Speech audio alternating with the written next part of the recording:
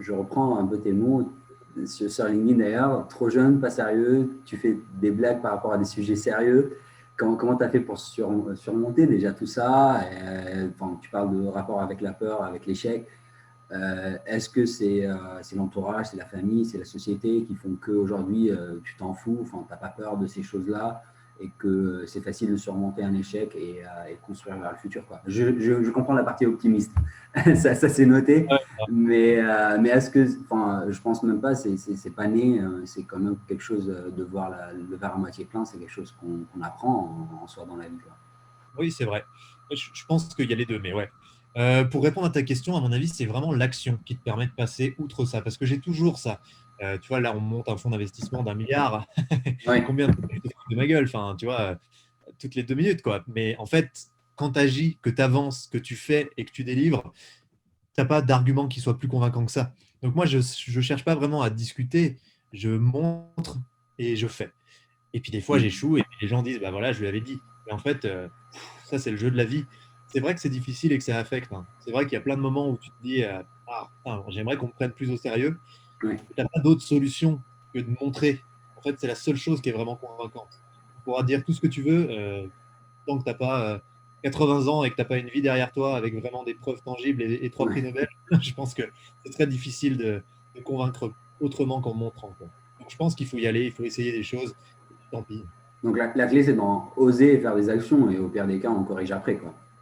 Et même pas oser, parce qu'en fait, c'est agir, et des fois, on n'a pas encore osé qu'on est déjà en train d'agir. C'est assez compliqué à comprendre, mais parfois, moi, je me Oser. dis, putain, je ne sais pas si j'oserais faire ça, je vais en parler à personne et je vais le faire. Je vais te donner un exemple pour que tu comprennes. Oui, vas-y. Euh, j'ai été youtubeur à un moment, enfin, j'avais 100 000 abonnés, tu vois, je faisais des petites vidéos. Et au 100 tout 000, début, carrément. ouais, j'avais réussi à faire 35 millions de vues en tout sur mes vidéos, donc ça Ah. prenait bien. C'était sur Facebook, alors c'est pas pareil que le YouTube comme plateforme, mais bon. Mm. Mais ça marchait quand même pas mal. Et en fait, au tout départ, quand je me suis lancé là-dedans, je me suis dit, ça, c'est vraiment la loose si c'est mal perçu et si les gens trouvent ça naze.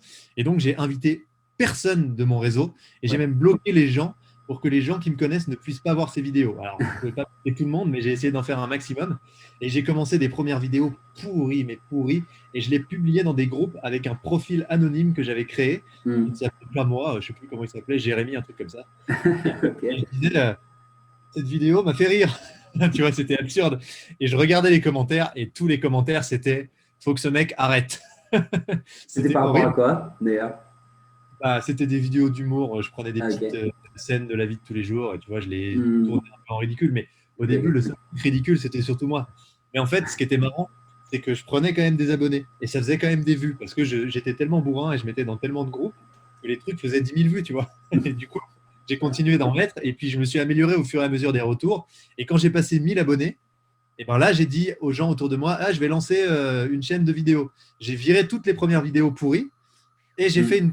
une vidéo où j'ai tout donné. Alors, elle était quand même pourrie, mais elle était vachement moins pourrie que les premières, tu vois. Ok. Et du coup, j'ai été carrément moins, c'était carrément moins difficile et ça a vachement bien pris après avec mes potes et voilà.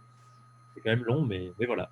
Tu vois, c'est le genre de truc où tu te dis, maintenant on a tellement d'outils, on peut se lancer Ouais, et c'est vrai. personne ne s'excuse, quoi.